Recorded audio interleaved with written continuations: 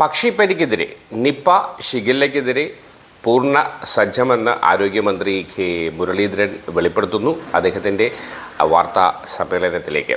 കോഴിക്കോട് ജില്ലയിൽ ഇന്നലെ നിപ രോഗബാധ റിപ്പോർട്ട് ചെയ്തല്ലോ. പക്ഷേ പൂനെയിൽ നിന്നുള്ള റിസൾട്ട് ഇപ്പോൾ ഒഫീഷ്യലായിട്ട് വന്നിട്ടില്ല. എങ്കിലും നടത്തിയ എല്ലാ പരിശോധനകളിലും ആ പേഷ്യൻറ്റിന് നിപ സ്ഥിരീകരിച്ചിട്ടുണ്ട്. ഇനി പൂനെയുടെ റിസൾട്ടും കൂടിയാണ് വരാൻ ബാക്കിയുള്ളത്. 41 വയസ്സുള്ള രാമനാട്ടുകര സ്വദേശിക്കാണ് നിപ സ്ഥിരീകരിച്ചിട്ടുള്ളത്. അദ്ദേഹത്തിന്റെ സമ്പർക്ക പട്ടികയിൽ നിലവിൽ 77 പേരാണുള്ളത്.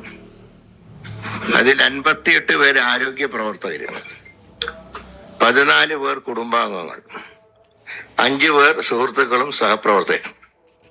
നിലവിൽ ആർക്കും തന്നെ രോഗലക്ഷണങ്ങൾ റിപ്പോർട്ട് ചെയ്തിട്ടില്ല. സമ്പർക്ക പട്ടികയിലെ 2 പേർ ഹയസ്റ്റ് റിസ്ക് വിഭാഗത്തിൽപ്പെട്ടവരാണ്. അപ്പൊ ഇതിന് ഹയസ്റ്റ് റിസ്ക് അതുപോലെ അല്ല, 2 പേര് ഹോസ്പിറ്റലുണ്ട്. കാരണം ഞാൻ മിനിഞ്ഞാന്ന് 38 കുറച്ച് ആൾക്കാർ ഡിസ്ചാർജ് ചെയ്ത് പോയിട്ടുണ്ട്, കുറച്ച് ആൾക്കാർ അഡീഷണൽ ആയിട്ട് അഡ്മിറ്റ് ആയിട്ടുണ്ട്. അപ്പൊ അതിന്റെ ഇന്ന് വരെയുള്ള കണക്കനുസരിച്ച് ആണ് ഞാൻ പറഞ്ഞത് 47 കേസസ് ഹോസ്പിറ്റൽ അഡ്മിഷൻ ഉണ്ട്. അത് ഗവൺമെന്റ് ഹോസ്പിറ്റൽ മാത്രമല്ല, പ്രൈവറ്റിലും ഉണ്ട്.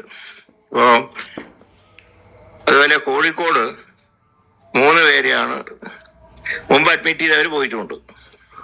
അതൊന്നും ഒരു എന്താ പറയേണ്ട ഒരു അങ്ങനെ ടെൻഷനുള്ള ഒരു അന്തരീക്ഷമില്ല. ഈ ആ വിദ്യാലയത്തിലെ ബസേലിയസ് ഹയർ സെക്കൻഡറി വിദ്യാലയത്തിലെ കിണർ പരിശോധിച്ചപ്പോൾ ബോർവെല്ലിൽ നിന്ന് ബാക്ടീരിയ ഇല്ല, പക്ഷെ കിണറിലുണ്ട്. ബാക്ടീരിയയുടെ അംശം ശക്തമായിട്ടുണ്ട്. പക്ഷെ അതൊന്ന് ഷിഗല്ലയുടെ മാത്രമായിട്ട് വേർതിരിക്കാൻ കുറച്ച് ബുദ്ധിമുട്ടുണ്ട്. എങ്കിലും ആ വെള്ളം ശുദ്ധമല്ല. അതാണ് ഇതുവരെയുള്ള റിപ്പോർട്ട് എന്ന് പറയുന്നത്. അപ്പൊ ഇതൊക്കെ ഈ 2 കാര്യങ്ങളും നിയന്ത്രണത്തിലാണ് ഇപ്പോൾ. എന്തെങ്കിലും കാരണവശാൽ കൂടുതൽ കേസുകൾ റിപ്പോർട്ട് ചെയ്താൽ മാത്രം കണ്ടെയ്ൻമെന്റ് സോൺ ആക്കാൻ കലക്ടർക്ക് അധികാരമുണ്ട്. പക്ഷെ അവരുടെ റിപ്പോർട്ട് അനുസരിച്ച് ഇപ്പോഴത് ചെയ്യേണ്ട ആവശ്യമില്ല. ഇതാണ് ഇത് സംബന്ധിച്ചൊരു ഗവൺമെന്റിന്റെ കയ്യിലുള്ള റിപ്പോർട്ട്.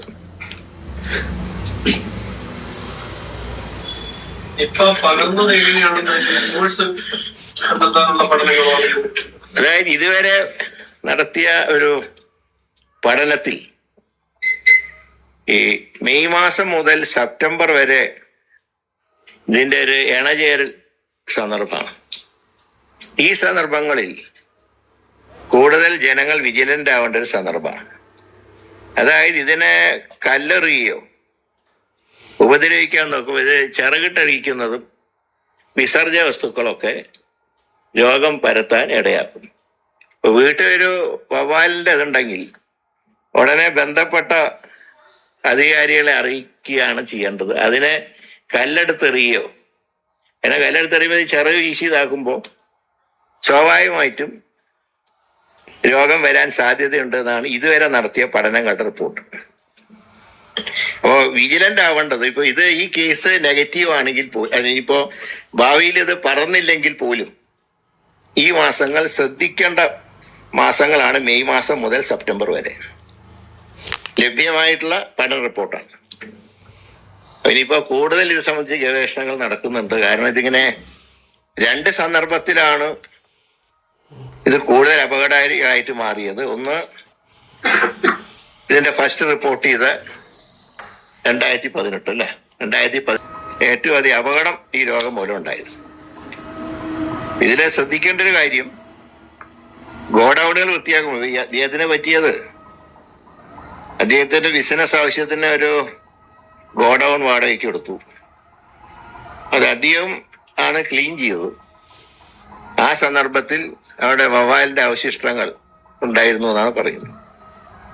അതുകൊണ്ടാണ് ഇതിലെ ഈ മാസക്കാലം വളരെ വിജിലന്റ് ആകണം എന്നുള്ള ഒരു മെഡിക്കൽ റിപ്പോർട്ട് തയ്യാറാക്കിയിട്ടുള്ളത്.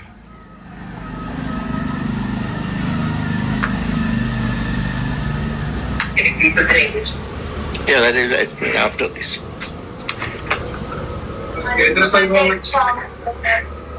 അതൊക്കെ ഇതാണ്. ഒരു മരുന്നിന് ക്ഷാമമില്ല. ആവശ്യത്തിലുള്ള മരുന്നുകൾ എത്തിക്കാനുള്ള ഏർപ്പാടുകൾ ചെയ്തിട്ടുണ്ട്. ഏതാ ഒരാളുണ്ടായിരുന്നെങ്കിൽ അദ്ദേഹത്തിന് ഇതുവരെ ഇത് വന്നിട്ടില്ല, എന്റെ ലക്ഷണങ്ങൾ കാണിച്ചിട്ടില്ല. എന്നാലും അദ്ദേഹം ഹയസ്റ്റ് റിസ്കിൽപ്പെട്ട ആളായിട്ട് അദ്ദേഹത്തിനോട് ക്വാറന്റൈനിൽ പോകാൻ നിർദ്ദേശിച്ചിട്ടുണ്ട്. മരുന്നുകൾക്ക് ക്ഷാമമൊന്നുമില്ല. കൂടുതൽ മരുന്നുകൾ നാളെ എത്തിക്കാനുള്ള ഏർപ്പാട് ചെയ്തിട്ടുണ്ട്. ഇതിന്റെ ഒരു പ്രത്യേക മരുന്ന് വിദേശത്ത് നിന്ന് വരേണ്ടതാണ്. പക്ഷെ അത് ചെന്നൈയിൽ ഇപ്പോൾ സ്റ്റോക്ക് ഉണ്ട്. അപ്പോൾ അത് ഇവിടെ എത്തിക്കാനുള്ള ഏർപ്പാടുണ്ടാക്കി.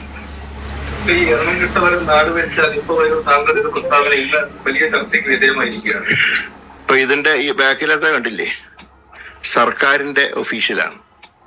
നിങ്ങളുടെ മുമ്പിൽ നിൽക്കുന്നത് ആരോഗ്യമന്ത്രിയാണ്.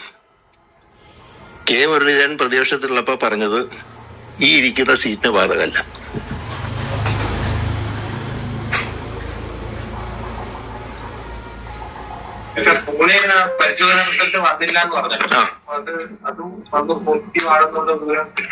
അല്ല, അതല്ല, അത് നെഗറ്റീവായിട്ട് വരാനുള്ള സാധ്യത ഞങ്ങൾ കാണുന്നത്. പ്രിക്കോഷൻ എടുക്കണമല്ലോ. ഇതുവരെ കേരളത്തിൽ നടത്തിയ എല്ലാ പരീക്ഷണങ്ങളിലും പോസിറ്റീവാണ്. ഏതാ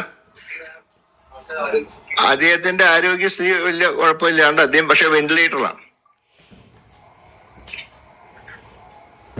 അത് അഡ്മിറ്റ് ആവുന്നത് വരെയുള്ള അദ്ദേഹത്തിന്റെ ആരോഗ്യസ്ഥിതി ഒരു ഘടകമാണ്.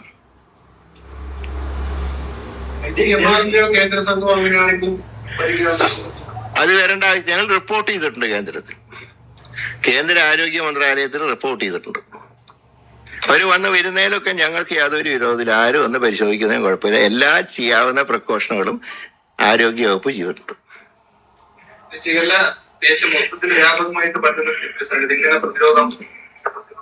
അല്ല, അതിന് പ്രതിരോധത്തിനുള്ള മാർഗങ്ങൾ നമ്മൾ കൊടുത്തിട്ടുണ്ട്. എല്ലായിടത്തും വൃത്തിയായി സൂക്ഷിക്കണം. പകരുന്ന രോഗമാണ്. ഫുഡ് ആൻഡ് സേഫ്റ്റിക്കാരോട് റെയ്ഡ് നടത്താൻ പറഞ്ഞിട്ടുണ്ട്. പക്ഷെ റെയ്ഡുകൾ അത്ര സാറ്റിസ്ഫൈഡ് ആയിട്ട് എനിക്ക് തോന്നിയിട്ടില്ല. അതുകൊണ്ട് തന്നെ ഇന്ന് വീണ്ടും കർശനമായിട്ടുള്ള നിർദ്ദേശം കൊടുത്തിട്ടുണ്ട്. എത്ര ഹോട്ടലുകൾ റെയ്ഡ് ചെയ്തിട്ടുണ്ട് അതിന്റെ നമ്പർ ഉൾപ്പെടെ തരാൻ വേണ്ടി ഏർപ്പാട് ചെയ്തിട്ടുണ്ട്. അല്ലാതെ വെറുതെ റെയ്ഡ് നടത്തി ഇത്ര കട കൂട്ടിച്ചു എന്ന് പറഞ്ഞാൽ പോരാ. ഏതൊക്കെ സ്ഥലത്ത് റെയ്ഡ് നടത്തി. ഇപ്പൊ പറഞ്ഞിട്ടുള്ളത് വൃത്തിഹീനമായിട്ടുള്ള തട്ടുകടകൾ പൂട്ടണം എന്നാണ് പറഞ്ഞിട്ടുള്ളത്. പക്ഷെ അങ്ങനെ പൂട്ടിയതായിട്ടൊന്നും എന്റെ ശ്രദ്ധയിൽപ്പെട്ടിട്ടില്ല. അതുകൊണ്ട് ഈ വരുന്ന റിപ്പോർട്ട് മാത്രം കണ്ണടച്ച് വിശ്വസിക്കില്ല. കൂടുതൽ അക്കാര്യത്തിൽ നടപടി ഉണ്ടാവും. അത് തീരുമാനിച്ചിട്ടില്ല. 8% ഇല്ല. അല്ല, അതേ ഇപ്പൊ വെന്റിലേറ്ററിലാണ്. ഒരു എന്താ പറയണ്ട, അതൊരു വളരെ മോശം സ്ഥിതിയുള്ള ഒരു സാഹചര്യം റിപ്പോർട്ട് ചെയ്തിട്ടില്ല. അദ്ദേഹത്തിന് അനുബന്ധമായിട്ടുള്ള പറ്റു പോലെ അസുഖങ്ങളും ഉണ്ട്.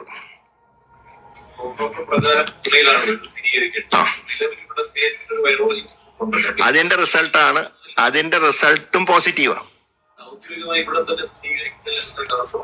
അല്ല, നമ്മുടെ എല്ലാ മാർഗവും നോക്കണമല്ലോ. പൂനെയിലാണ് സ്ഥിരമായിട്ട് ചെയ്യാറുള്ളത്.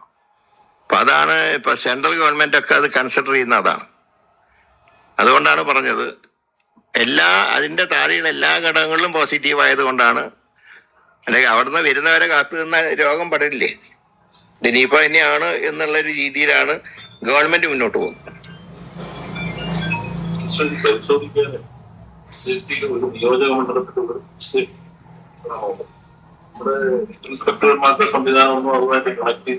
കണക്ട് ചെയ്തിട്ടാണ് പരിശോധിക്കണം എന്ന് പറഞ്ഞിട്ടുള്ളത്. ലോക്കൽ ബോഡിയുടെ സഹായം കൂടെ തേടണം.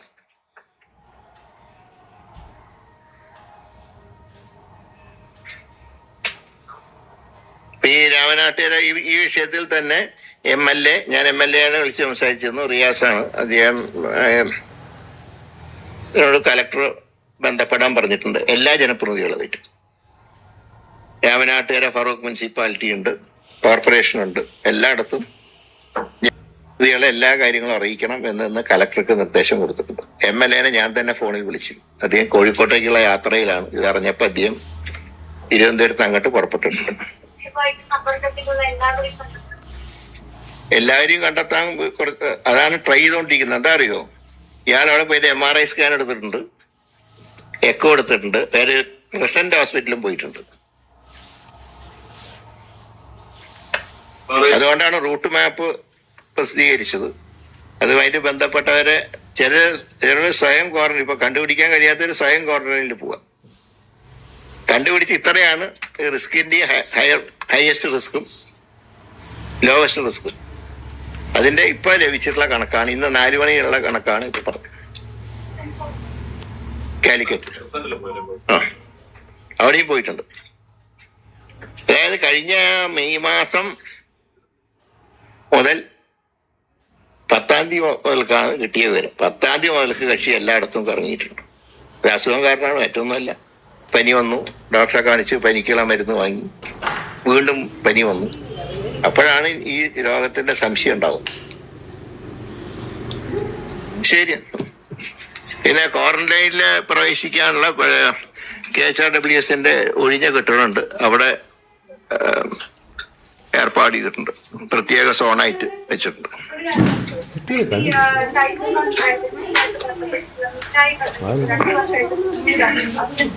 അതിന്റെ ചർച്ച നടത്തുന്നുണ്ട്, അത് തീരുമാനം ഉണ്ടാക്കും. അത് ശ്രദ്ധയിൽപ്പെട്ടു.